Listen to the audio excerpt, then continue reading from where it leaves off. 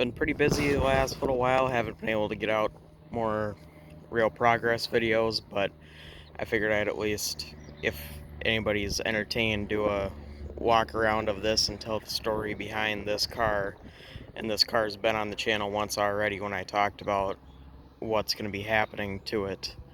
Um, and like I say, great if you follow along, but mostly I just kind of record for my own purposes, kind of the story behind when I got it, where I got it, and what we're gonna do with it, or what the plan is as of now at least.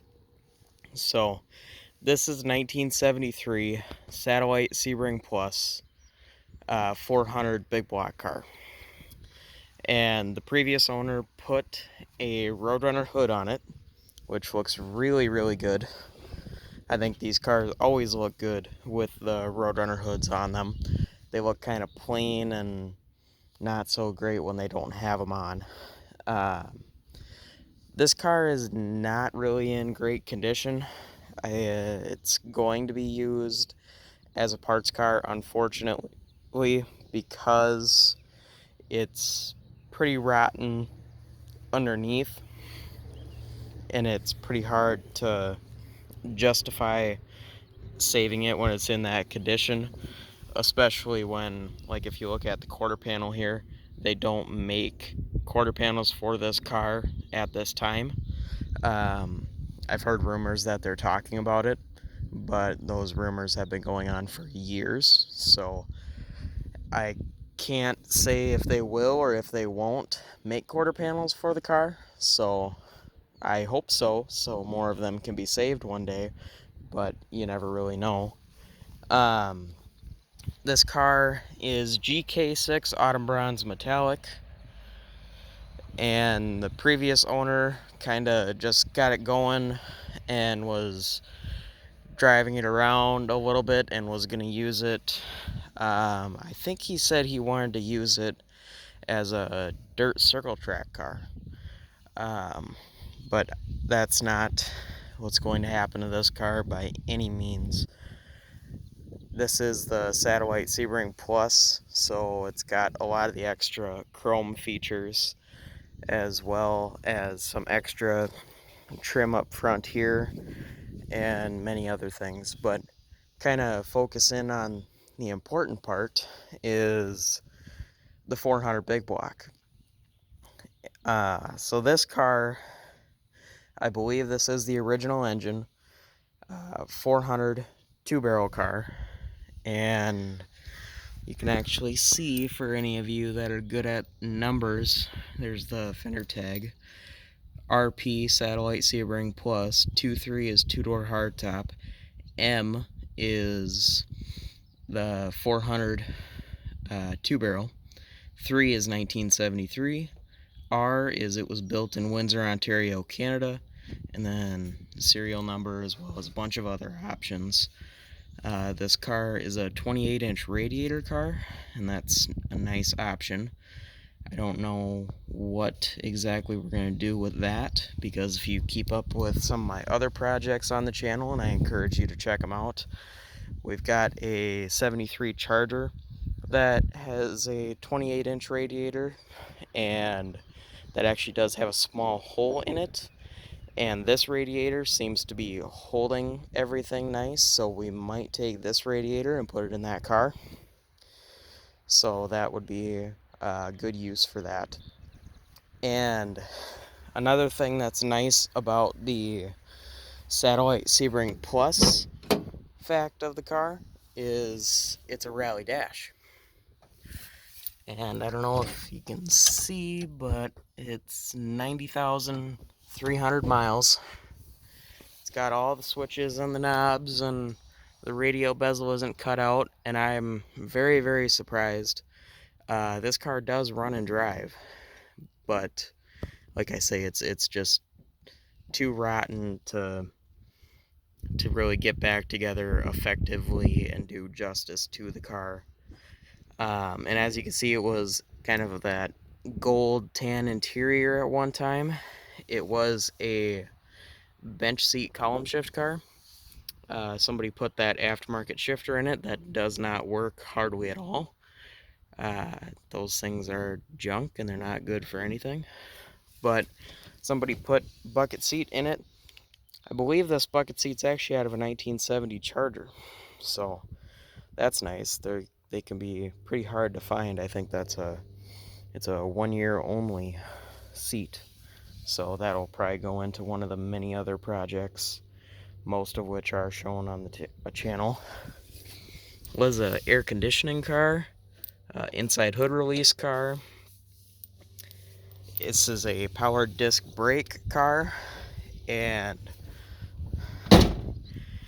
I am by no means an expert on a lot of things, but some of the things that are kind of important to take note on this car, being that it is a 400 car, a big block car, is there's a number of differences between a big block car and a small block car, such as if you see this, it's hard to see with the hoses in the way, but there's this black flap that goes along the inner fender that unpins, and it gives you more access to the spark plugs on the passenger side, and that's a larger cutout than on a small block car, so that's pretty interesting overall. As well as the whole entire K-member is different. It's big block only, and I've been told that you can get different motor mounts to put a big block onto a small block K-member, but since this is all sitting here, I think we'll just go ahead and take the K-member and everything out, and the transmission does work. It does shift. Not tested it at any high speeds, but I do believe it to go into all the gears. Goes into reverse, goes in to drive, and everything else. So that's good. We will not be keeping the air conditioning set up at all.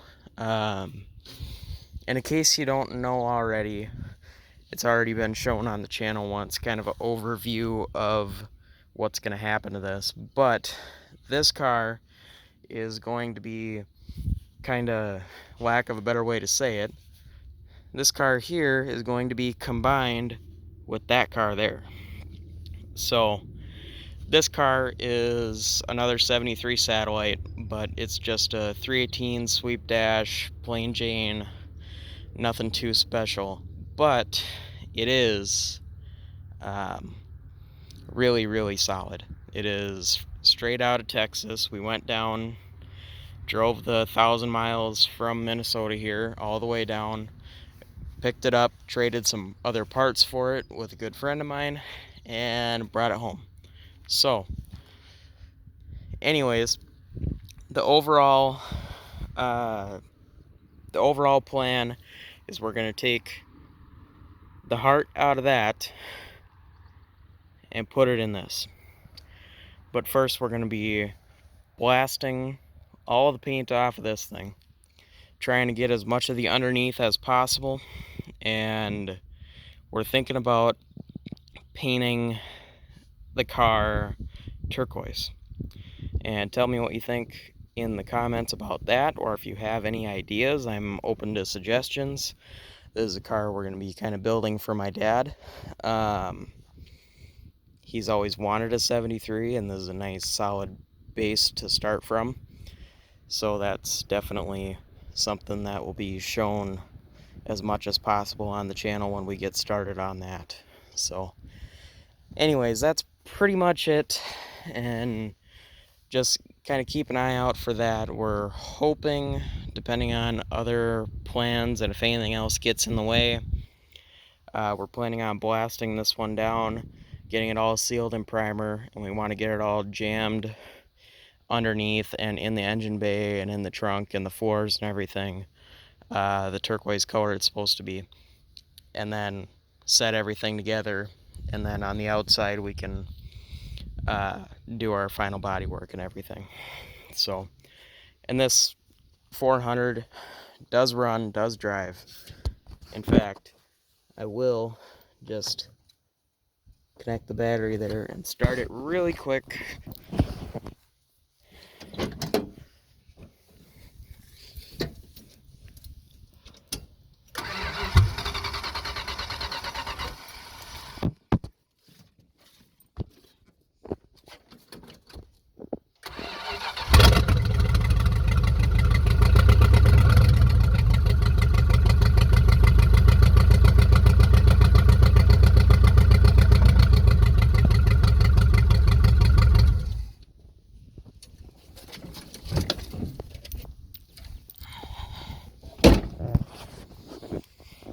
anyways, that's pretty much it. It does have a terrible exhaust leak, but it's going to get headers and everything anyways, so that doesn't matter too much.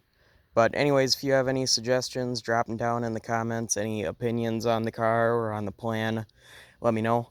But that's pretty much it for now. I want to get back to doing videos a little bit more regularly. And also, just wanted to shout out buddy of mine, Mark, at Bigfoots and Mopars. You can look up his channel. It's Bigfoots and Mopars.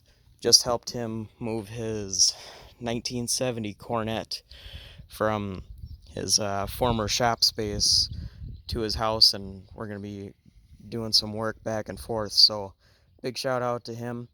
Go check out his stuff if you haven't already. But that's pretty much it. I'll see you guys in the next one.